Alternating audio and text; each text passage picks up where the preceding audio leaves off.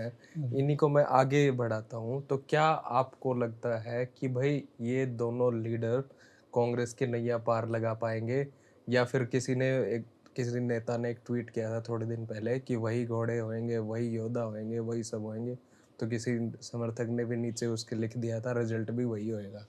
तो तो क्या मतलब सेम सेम फिनोमेना से नहीं, सेम आप सेम रिज़ल्ट होएगा या कुछ इस डिसीज़न से कुछ रिवाइवल होएगा कांग्रेस मैं में? आपको बताता हूँ कि ये मैं वैसे तो आपको इसका जवाब पहले दे चुका हूँ कि हुँ, कांग्रेस आम तौर पे हुँ, एंटी इनकम्बेंसी की वजह से ऑटोमेटिकली पावर में आ जाती हुँ, रही है, तो उसमें तो वो मैटर भी नहीं करता ना कि हुँ, आपके घोड़े कौन हैं। हुँ, अब मैं आपको थोड़ा-सा, क्योंकि मैंने आपसे ज़िक्र भी किया था, अभी मैं हुँ, उसके बारे में हुँ, डिटेल में बात नहीं करूँगा, मेरी हुँ, एक बुक पब्लिश होने वाली है, मैं उसका हुँ, नाम या वो तो हुँ, हुँ, हम हुँ, अगली बार जब कभी बात करेंगे तो हुँ, करेंगे। हुँ, तो हुँ, मैंने उसमें काफ़ी स्टडी किया, हुँ, तो आप एक चीज़ देखिए कि बीजेपी अगर तीसरी बार पावर में आई है, हुँ, तो वो कोई इतना सिंपल इतनी सिंपल पॉलिटिक्स नहीं है, उसमें बहुत सारे चीज़ें इन्वॉल्व्ड हैं। हुँ, उसमें सबसे पहली बात, there is a bit of transparency in the recruitments at the lower level. I'm not talking about the higher higher level. level. जो जो आपको गाँव में जाएँगे ना, जैसे मैं इलेक्शनों में जाता रहा हूँ, गाँव में आपको सुनने में मिलेगा कि हमारे गाँव में ना ये इतना गरीब है, चाहे चपरासी लगा लो लड़का, हुँ, ठीक है? मगर लगा, हुँ, टीचर लगे हुँ, और क्लर्क लगे, तो वो वो कहते हैं जी हम हमारे घरों में लगे हैं, अब ना तो पैसे देने की हिम्मत है हमारे हुँ, पास, ना हमारे पास। तो ये एक जो मैसेज, मेन चीज़ हुँ, मैसेजिंग की होती है ना, हुँ, नैरेटिव सेट किया गया हो गया है हुँ, कि बीजेपी में ट्रांसपेरेंसी है। हालाँकि ओके। अगर आप जो टॉप लेवल की काफ़ी पोस्ट पे आप देखेंगे, RSS people are being posted, recruited. Vice chancellors जो लग रहे हैं या हुँ, वो उसकी बात पर वो ना पब्लिक को मैटर नहीं करता है वो। हुँ, जो मासेस है ना उनको मैटर नहीं करता है वो। मासेस को क्या मैटर करता है, क्लास 3 एंड 4 जिसको ग्रुप सी एंड डी बोल देते हैं ना, हुँ, ग्रुप सी। अच्छा, इवन मैं आपको अब मुझे पता नहीं आज क्या स्थिति है, but when the very first batch of HCS officer came, हुँ, मैं एक उस दिन रूटीन में मुझे सेक्रेटेरिएट जाना होता था चंडीगढ़, तो मैं गया हुआ था, तो वहाँ मुझे कुछ बच्चे हुँ, सेम एज ग्रुप के इन देयर 20s हुँ, और अर्ली 30s मिले, और अलग तरह की ड्रेसेस थी फॉर्मल, जो नॉर्मली हुँ, सेक्रेटेरिएट में आपको दिखेंगे, हुँ, कुर्ते पजामे वाले दिखेंगे और तरह के भी दिखेंगे, हुँ, को पैंट शर्ट वाले दिखेंगे, हुँ, मगर वो इक्का-दुक्का तो दिख जाएँगे। पर एक ही जगह पे अगर आपको 20-25 लोग, हुँ, लड़के भी और लड़कियाँ फॉर्मल्स में दिखें, तो वो कुछ हुँ, अ, एब्नॉर्मल लगता है। तो मैंने पूछ लिया, तो उन्होंने कहा हुँ, जी हम एचसीएस ऑफिसर हैं, हमारी रिक्रूट मतलब अपॉइंटमेंट हुई हुँ, है, आज हमें बुलाया गया था, तो हुँ, एक कुछ हमने मिलने के लिए बुलाया हुआ है। तो मैंने कहा मैं भी मिल लूँ आपसे? कहते हाँ। तो हुँ, मैंने वहाँ किसी जो ऑफिस में कोई क्लर्क थे उनसे कहा कि मैं ट्रिब्यून से हूँ, तो मैंने इनसे बात करनी है, कोई कमरा दे सकते हैं? तो उन्होंने एक कॉन्फ्रेंस रूम था साथ में, खुलवा दिया। हुँ, वहाँ बैठे उनसे मैंने बात की थी, उस पे मेरी स्टोरी भी छपी थी। तो हुँ, जो लड़की टॉपर थी उसके फादर रोडवेज़ के क्लर्क थे। ओके। हाँ, एक डबवाली का लड़का जो एचसीएस में सिलेक्ट हुआ, वो उसके फादर रिक्शा चलाते थे डबवाली में। हुँ, पढ़ते-पढ़ते सबसे पहले वो कॉलेज लेक्चरर बना या हुँ, स्कूल लेक्चरर बना, मुझे एग्ज़ैक्ट याद नहीं है, इसमें लिखा हुआ है इसमें। हुँ, फिर उसने फिर पढ़ते हुए ये तैयारी करके वो एचसीएस में आया। हुँ, तो इस तरह के अभी एक रोहतक में आशीष करके हुँ, एसडीएम हैं रोहतक से में हुँ, इस वक़्त पे, हुँ, वो भी ही वाज़ अमंग देम जो मेरे को मिले थे लोग।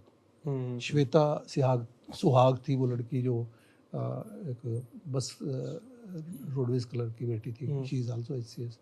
तो ये चीज़ें, और 2019 के शुरुआत में एक बाई इलेक्शन आया था जींद में, हाँ, तब मुझे पहला आभास तो मुझे हुआ था जब मैं इनसे बच्चों से मिला, 2017 होगा ये।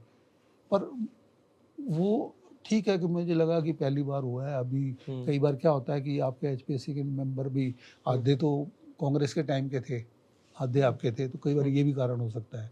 बट 2019 में जब मैं बाई इलेक्शन कवर करने गया, तो मैं एक गाँव में जाके चाय के एक खोखा लगा हुआ था, साथ में एक तख्तपोश पे कुछ लोग बैठे थे, मैं भी जाके बात करने लग गया, बैठ गया, उन्होंने बिठा लिया। तो मैं एक्सपेक्ट कर रहा था, क्योंकि उसमें दिग्विजय चौटाला, रणदीप सुरजेवाला और मिड्डा। मिड्डा ये थे। तो मैं एक्सपेक्ट कर रहा था कि सुरजेवाला के आसपास का एरिया ये बेसिकली ना वो नरवाना से भी लड़ते रहे हैं, कैथल से भी, और फिर बहुत सीनियर लीडर भी हैं। तो मैंने कहा जी पोजीशन क्या है, मेरे को उम्मीद थी कि वो पलड़ा भारी बताएंगे, पर जब उन्होंने बताया मैं शॉक्ड हो गया कि उन्होंने कहा जी पहले जीतेगी तो यहाँ से बीजेपी, और सुरजेवाला जी का आप नाम ले रहे हो तो वो तो तीसरे नंबर पे। मैंने कहा ऐसे कैसे?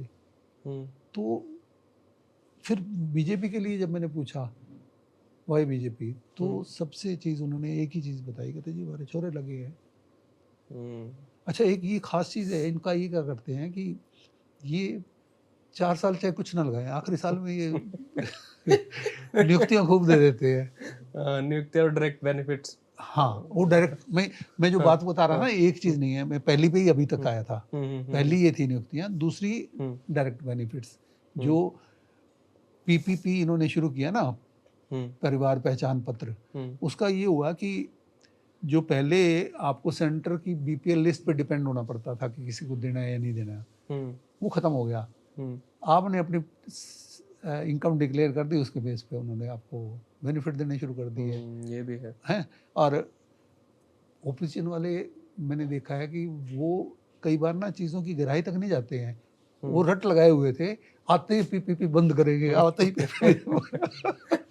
मैं दिल में सोचूं भाई यही तो उनका जो है ट्रम्प कार्ड है, उसको तुम बंद कर रहे हो भाई, जिसकी वजह से वो 70% आबादी को फ्री राशन दे रहे हैं, उसको तुम बंद करोगे। ये नहीं कहते कि हम इससे बेहतर देंगे और देंगे, बोले इसका बीमारी का नाश करेंगे। तो एक ये है। दूसरा सोशल इंजीनियरिंग। आप ये देखो कि यहाँ पे हिंदू मुस्लिम कर सकते हैं, वहाँ वो किया हुआ है, यहाँ पे वो नहीं हो सकता, तो जाट नॉन जाट हो गया। क्लियर है ना? आई थिंक वो ज्यादा उनके लिए वो पावरफुल है और ज्यादा कारगर है। हाँ, इसमें सर दो चीजें हैं, जैसे आपने ये कहा कि ट्रांसपेरेंसी हो रही है, इसमें एक कॉन्ट्राडिक्टरी चीज भी है कि ये रिफ्लेक्शंस ऑफ ट्रांसपेरेंसी है या रियलिटी भी है। मैंने आपको बताया ना, इसके साथ मैं ये बात जोड़ता हूँ कि हरियाणा जब highest number of unemployed youth जो है वो हरियाणा में है, जितने भी स्टेट्स हैं, तो वहाँ पे अगर आप नौकरी दे रहे हो और फिर भी सबसे ज़्यादा रोजगार है और फिर भी उसमें ये कह रहे हैं कि भी ये ट्रांसपेरेंसी है, तो ये बातें आपस में कॉन्ट्राडिक्टरी हैं थोड़ी। मैं आपको बताता हूँ, ये चीज़ तो मैं पहले ही क्लियर कर चुका हूँ कि जो ट्रांसपेरेंसी हमें दिखी है वो ज़्यादातर लोअर लेवल जॉब्स में दिखी है। हालांकि मैंने आपको HCS का भी बताया, ये है भी या दिखी है? नहीं है, मतलब at least group C and D में तो अभी भी लोग बात करते हैं, क्योंकि मैं 2024 के इलेक्शन की भी बात कर रहा हूँ आपको। 2024 के इलेक्शन में भी ये था। नहीं, वैसे भी आप देखेंगे ना, क्योंकि मैंने तो वो समय सब देखा है, जब पता था कि नौकरी चाहिए तो X के पास जाओ, Y के पास जाओ, और टीचर के इतने लाख, और हाँ बिल्कुल, हाँ वो हमने टाइम देखे हैं। तो वो चीज़ें तो अब नहीं है ना, हमें कहीं कोई सुनने में नहीं मिलता है कि ये फलाना आदमी जो है आपका करवा देगा।